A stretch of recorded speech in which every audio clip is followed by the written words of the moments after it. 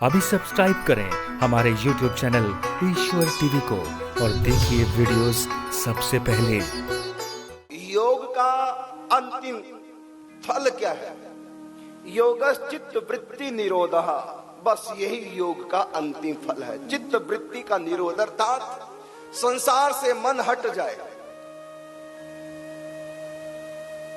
यही है चित्त वृत्ति का निरोध ही योग का लक्ष्य है। पहले तुम देवी योग करो, जब चित्त की वृत्ति संसार से हट जाए उसके बाद फिर ज्ञान मार्ग है, अर्थात आत्म साक्षात्कार कैसे हो फिर मैं ये बताऊंगा आत्म साक्षात्कार कैसे करना है। और उस आत्म साक्षात्कार के बाद एक स्थिति और है, वो भक्ति की स्थिति है। उसमें परमात्मा का साक्षात्कार होता है साकार रूप में। तो पहले योग से मन शांत होता है, चित्त वृत्ति का संसार से निरोध होता है, फिर ज्ञान का मार्ग, उसमें आत्म साक्षात्कार। तो योग के मार्ग से मन पकड़ में आता है, मन का साक्षात्कार होता है, मन बस में हो जाता है, मन पकड़ में आ जाता है। और ज्ञान के पथ पर चल करके आत्मा पकड़ में आ जाती है, अर्थात आत्म साक्षात्कार हो जाता है। उसके बाद भक्ति की राह पे चल करके परमात्मा पकड़ में आ जाते हैं, परमात्मा का साक्षात्कार हो जाता है। योगी बिना ज्ञान के डायरेक्ट भक्ति में भी आ सकता है, बिना आत्म साक्षात्कार के डायरेक्ट परमात्मा का साक्षात भी कर सकता है।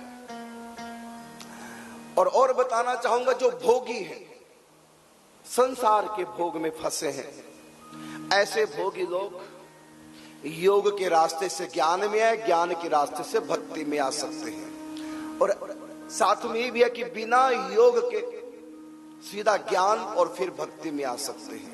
और ऐसा भी होता है कि भोगी संसारी लोग बिना योग बिना ज्ञान के डायरेक्ट भक्ति में भी आ सकते हैं। कितने योगी ज्ञानी हो गए और कितने योगी भक्त हो गए, ऐसे कितने ज्ञानी भक्त बन गए।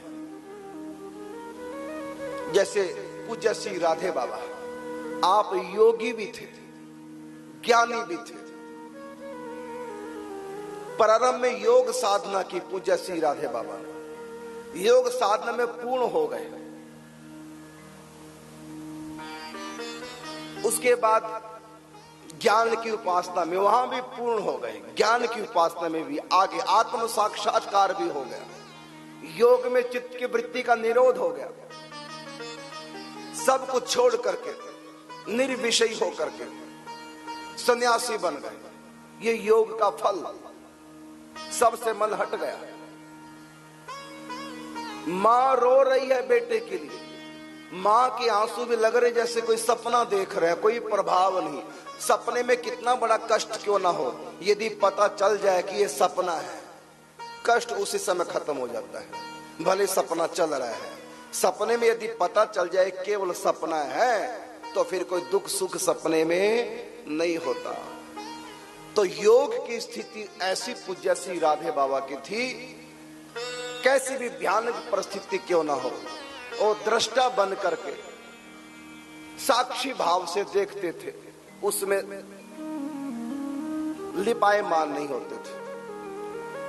चित्त वृत्ति का संसार से विषय से बिल्कुल निरोध हो गया।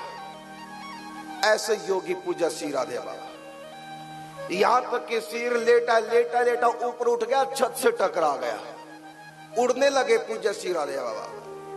साधना के दौरान जब योग साधना कर रहे थे, छत से टकरा गया, फिर वापिस धड़ाम से नीचे गिरे।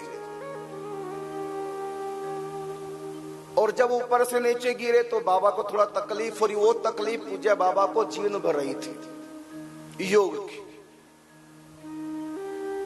उसके बाद योग छोड़ा, उपनिषदों के ज्ञान के अनुसार मनन किया, निधि ध्यासन किया, तो तब आत्म साक्षात्कार हो गया ज्ञान के पथ पर चल करके।